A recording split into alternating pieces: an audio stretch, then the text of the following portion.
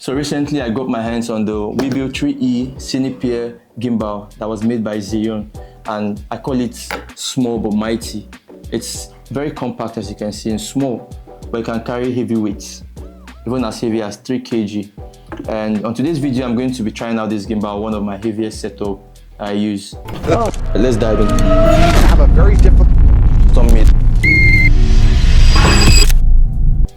So I'll be showing you guys how to set this up and how to put your camera on this gimbal and shoot both landscape and vertical mode. Luckily, this gimbal comes with this release plate and it can be turned in and out to shoot both vertical and landscape mode.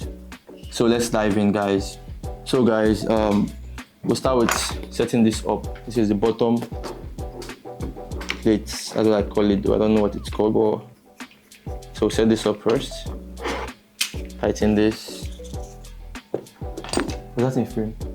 Alright, good. So after tightening this up, you can tighten and lose the knobs for each motor here. This now is locked. You can unlock it here. You see the icon by the side here, lock and unlock by the side. So for each of the motors, from the 3 axes, from here, 1, 2, and here the 3rd axis.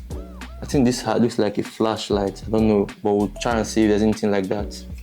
So we're not using the manual, I'm just using the general knowledge I have on gimbals. This to lock this part also, and this to unlock it as well, so you can have free movement. Always unlock your gimbals when you want to balance with a camera so that you can have very good stabilization. Okay, so now to set up, this is what your gimbal is going to look like when your camera is on top of it. So this is the quick release plate. To bring it out, you have to press in this knob so this pin can go inside, and you can bring it out and put it on your camera if you want to do that. But for this video, I think we'll just leave it in. The only time I'm going to be bringing this out is if I want to switch to portrait mode, and I'll be showing you guys that shortly. But for the meantime, the gimbal comes with this. This is usually not inside when it comes. You have to just put this nut inside and tighten it. It comes with this Allen key that you can use to tighten and loosen this little nut here that holds the camera to this plate. So for our setup, we're going to be setting up the Sony FX3. This is a cinema camera and it's actually heavier than the regular camera. Then we have a Sigma 14 to 24mm wide angle lens. It's good for landscape, real estate, and documentary photography or videography. So it's actually heavy as well. So this is one of my heaviest setups for any event or stuff I'm shooting. So we'll set this up and see if this gimbal can carry the weight. And I'll show you a video of it also.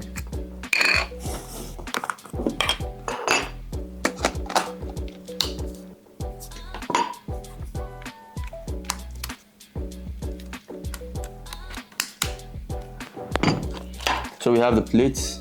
I usually turn my camera upside down sometimes when I want to set this up. And this part is going to be fixed here. This part is going to be fixed. It's going to be pointing towards this direction, while this other part is going to be facing here. So let's do this quickly.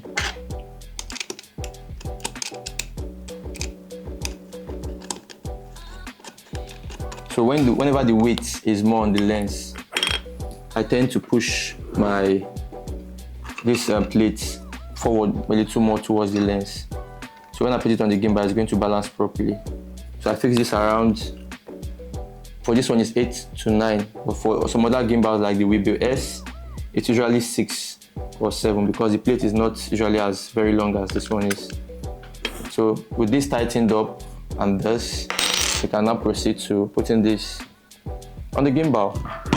Also note, the Weebill 3E comes with an inbuilt battery, which means you cannot remove the battery and charge it. You have to plug it directly to a Type-C, through a Type-C port by the side here. And you can also connect this with Bluetooth. It comes with a Bluetooth function as well. So that means you can connect it to your phone and have access to this as well. So to move this, we have to loosen these places. If you tighten here, if you lock here, if you lock both sides, you see we don't have movement anymore. When we release them like this, you can now have movement. So with this setup, we're going to put our camera inside this and see what's okay. Sorry, before that, let's release this a little. Let's see. All right, good. Sorry.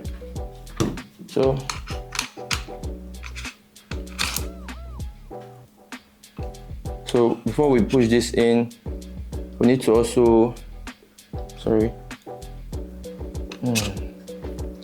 we need to press the release button here by the side. I think there's a release button by the side to let this flow inside. There's a release button by the side here.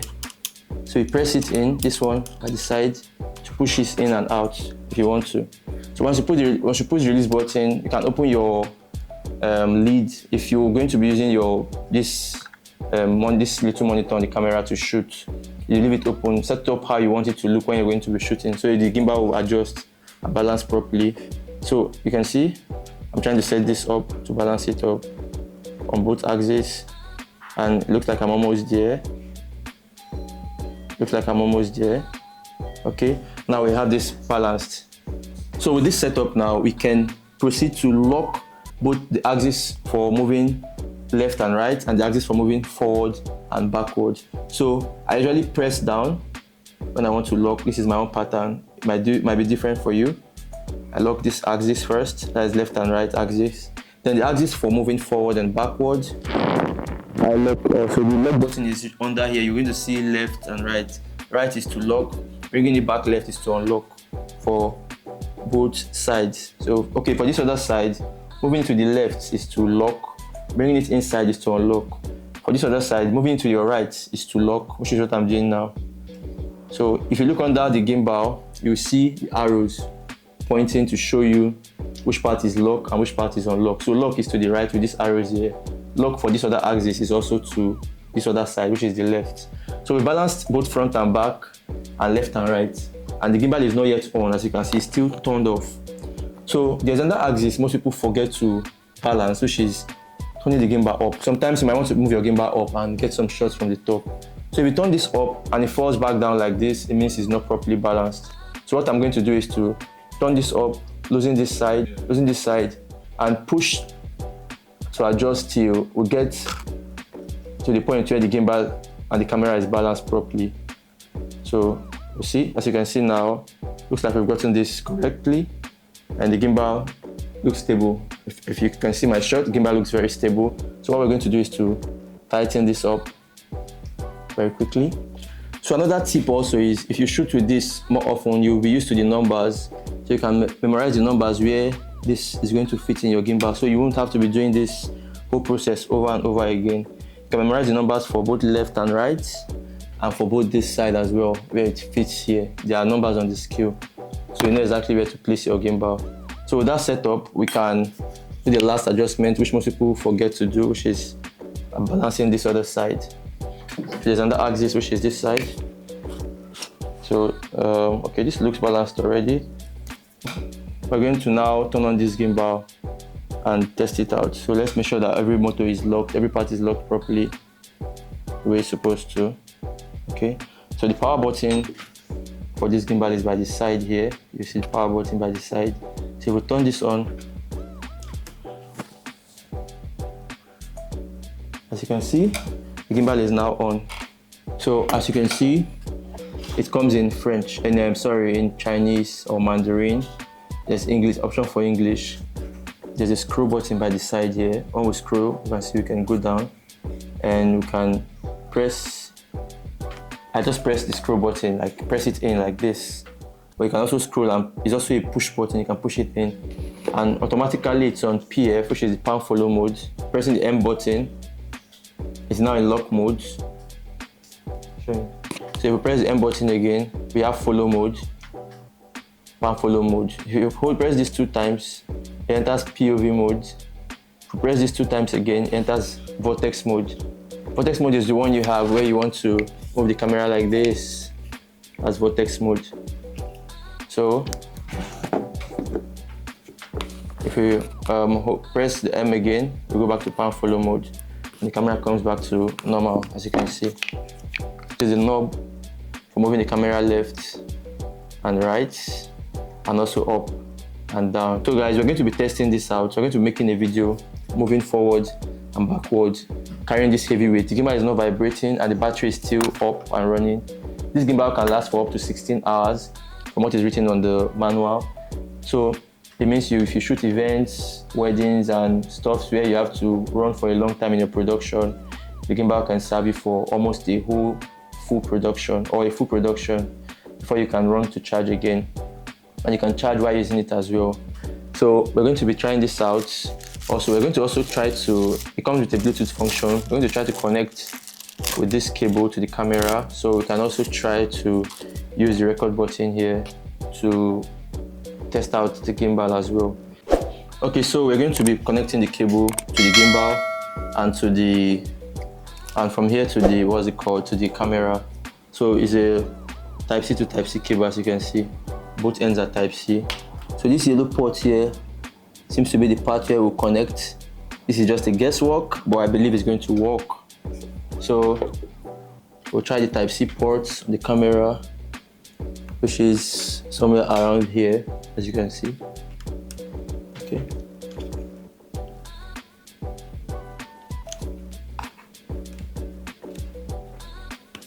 Okay, with that connected, we'll turn on our camera. It's in USB mode, mass storage mode. So we'll go to menu. Sorry, before we do that, let's just disconnect this. It's in mass storage, it's not supposed to be on mass storage. That way we cannot have access to control it. So we'll go to menu on my camera and we'll go to settings and change the USB connection mode from mass storage, I think, to PC remote. To use the gimbal to record videos, this is the function here, this red button. So if you want to record videos, simply turn on your camera, turn on the gimbal, and go to your camera settings, go to menu. In my camera, it's in menu.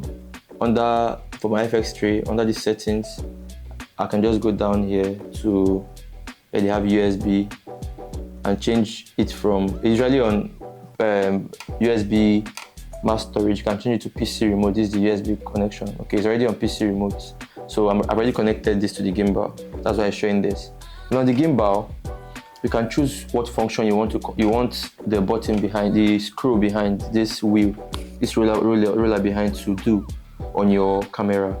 You can use it to change your aperture, your shutter speed, or your ISO. You can choose which of the functions you want. So to do that, you can see it's showing TV. TV in this case is shutter speed. So if I roll behind, see my shutter speed begins to change on the camera, on the screen. Are we getting that? Are we getting the screen? Okay, see shutter speed begins to change because I'm just rolling on the gimbal. So if I want to record, I'll just hit the record button here. And it begins to record. To stop recording, I hit the record button again and it stops recording. So to change this, let's say I want to use the roller behind for only shutter speed or for only aperture, I can come here to the menu, get into wheel function, which is this one here, click on wheel function, change it to, see there's ISO is for ISO, TV is for shutter speed, AV is for aperture. So if I change it to AV and I now move the roller button, you see our aperture begins to change as the f-stop instead of the shutter speed. So these are the basic functions you can use on the Weebill 3E. There's also a Bluetooth function, though I won't be trying that in this video.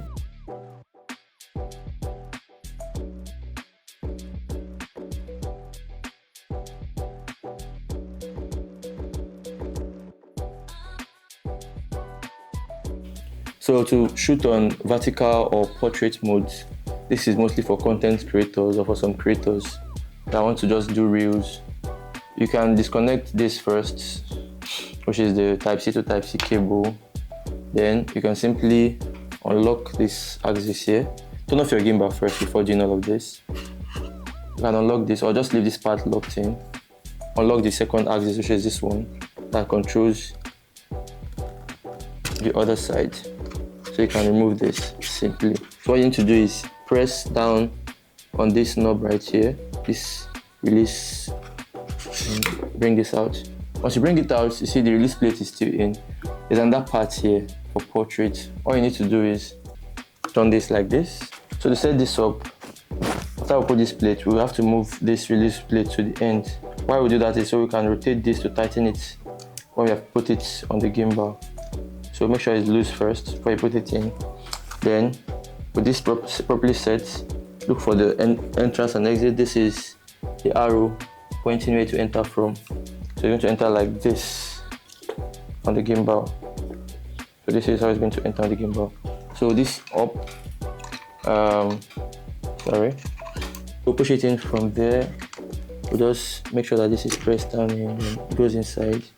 When it's inside now, you see, we're trying to balance both like this and like this. So for this axis, this part here, this one controls both left and right, which means it controls how balanced it is on this side. So we can try to balance that first, then do the other one second. So balancing left and right, not up and down. We'll try to move this. I would think it's balanced well enough for left and right. This looks well balanced enough for left and right. We can now tighten this.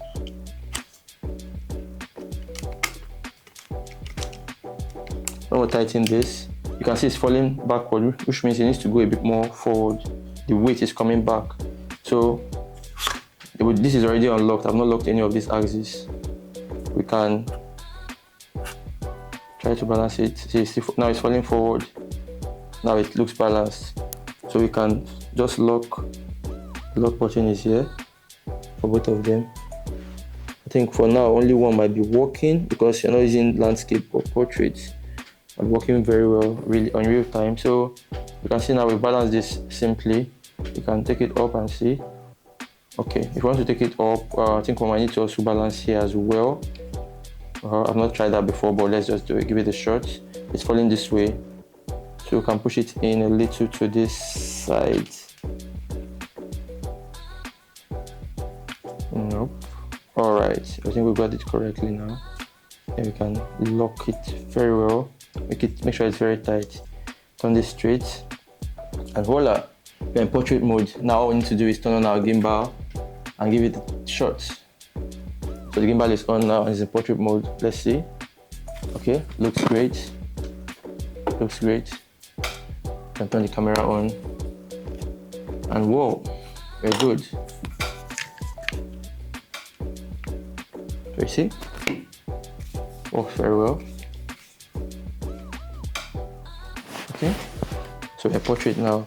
So that's how you set up the portrait mode for this gimbal. Thank you so much for watching, guys. If this video was helpful, please give us a thumbs up, share this video, and don't forget to subscribe so you can see more videos like this. I'll see you in the next video.